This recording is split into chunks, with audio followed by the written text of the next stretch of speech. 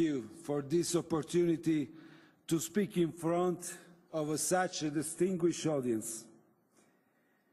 The several current international challenges, such as protectionism, migration flows, climate change, the persistent international crisis, urge us to focus on the complex dynamics in the relations among global players. The European public opinion has considered for years the European project as a tool to tackle these challenges, as well as a shield against their negative impact.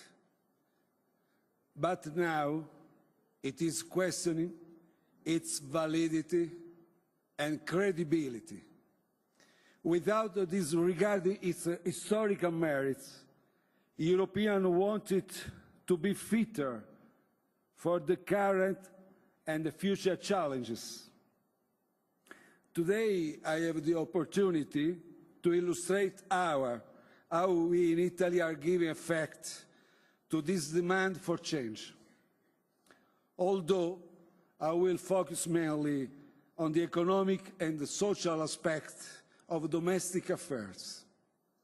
I'm sure it will be of some interest to you, as our experience might be an indication of what Europe is going to look like tomorrow. There is a key word around which we have been constructing our political vision and also our daily activity. Such a word is people. Italian people have been very patient and disciplined for many years. They have trusted Italian and European political and technical institutions. For years, they have embraced the key economic beliefs preached by the so-called liberal democratic order: integration into the global market, free movement of people and capital, fiscal frugality, unchecked adoption of new technologies, untamed global finance. They have believed the euro to be able to solve all the chronic problems: high inflation, weak currency, public debt. They enthusiastically adopted the new currency. Reality turned out to be very different instead. The price for a stable currency and the low inflation has been a growing public debt despite a continuous belt-tightening in order to keep primary expenditure constantly below tax revenues. Fiscal frugality held back GDP growth.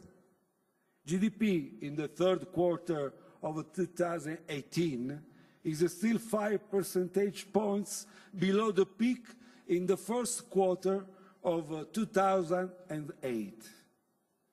Open global markets, free movement of capital, as well as the technological revolution did generate a large payoff as promised, but just for the few, not for the many. Thus, enthusiasm about the future has given way to a gloomier view. A sense of despair has been spreading. Even the middle class, used to feel itself free from basic economic needs, now feels poverty.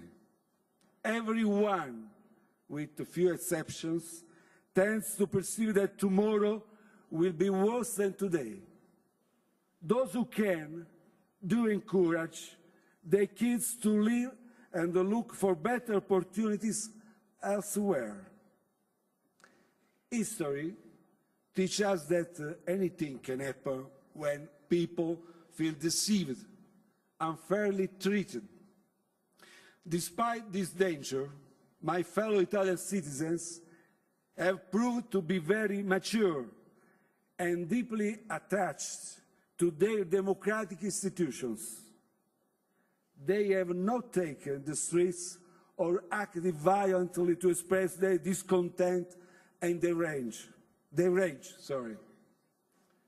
Rather, they have used democratic election to dismiss the old elites and to support those who were suggesting alternative ways to resume the path toward prosperity. My government is the institutional answer to the desire of the Italian people of finding a new way forward. My duty and my priority as a Prime Minister is to preserve this precious endowment of trust by giving an immediate relief to the most urgent needs of my people. Only by keeping on addressing the needs of my citizens will I be able to count on their trust to face the long-run problems that have been holding us back for so long. I regard this as a key political issue. For too many years, Italian and European politicians have got this sequence wrong, giving priority to the use of trust rather than to its preservation. In the past, they have asked people to make sacrifice in the name of a sparkling future. They have dismantled labor market regulation in the name of more and better jobs. They have allowed a retreat of the state as a direct producer of goods and services, allegedly in the exchange for better quality of services, lower prices, and higher customer satisfaction. Fearing state failure, they have asked people to tolerate market failures. Care of long-run interest has been displaced by addiction to short-termism. People have already paid the brunt of these changes, while the benefits are yet to come. Citizens are now aware that all these changes they have been enduring have resulted in a much worse society in terms of opportunities, income distribution, social justice, welfare conditions, job security, growth perspective from them and their children. We need to provide an answer to all this. It will not be easy, and it will not be easy, and it will not happen tomorrow. However, while we design and implement solutions, we also need to bring relief. The two main measures contained in our budget law, citizen income and the flexible retirement age, are our immediate answers to our country's most urgent needs. Citizen income provides support for 1.7 million poor families, 5 million people. This in exchange for the availability to work or to acquire through skill needed. Firms have the incentive to offer a job to people enrolled in the program because they will enjoy a cut in the social security contributions. While the program is oriented to poor people, it provides at the same time an implicit insurance for working-class families vulnerable to unexpected shocks due to their fragile financial situation. Few misconceptions need to be clarified about the new rules applying to retirement age. This measure represents a remedial solution for many people who have suddenly been told that their retirement age was postponed by many years. We believe this is a serious violation of the social contract, which needs to be amended. I also wish to reassure about the long-run sustainability of our pension system. It will remain fully sustainable because those who choose to retire earlier will end up getting a lower amount, and also because the reform only applies for 3 years. Let me also remind you that those choosing to retire earlier leave posts available for the youth. In the public sector, this could enable both a much-needed regeneration of the staff and a significant productivity increase. We have been able to find a way to start this program despite the tight conditions of our public finances. We were very proud of this.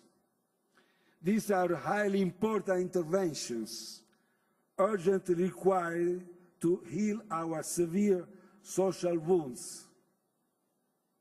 However, they can hardly provide a solution to the deep-rooted problems of our society, which is perceived as unequal in the opportunity it offers, unjust in the distribution of wealth it produces, unable to generate enough for everybody. To tackle these issues, we need much more robust fixes in the rules governing our economy and society. We need to set the rules of the game capable of supporting ordinary people while preserving the environment, capable of generating a fair income distribution, better opportunity for everybody, decent, safe and stable working conditions for all and not just for lucky minorities. In one word, we need rules putting center stage human beings, families, communities. We need to stop confusing the means with the ends, as we have done so for so many years. We need a new umanesimo. This vision is radically new. It is new because we are not thinking in terms of a big-small government as the traditional left-right divide has done for more than a century. Rather, we believe that the true divide lies between those who have and those who don't have the power to shape the destiny of their nation. We believe that this power cannot be bestowed on a tiny minority of citizens. We are radical, but we are radical because we want to bring this power back where it was meant to be in the first place by our Constitution, to the people expressing it in the forms and modes set by the law.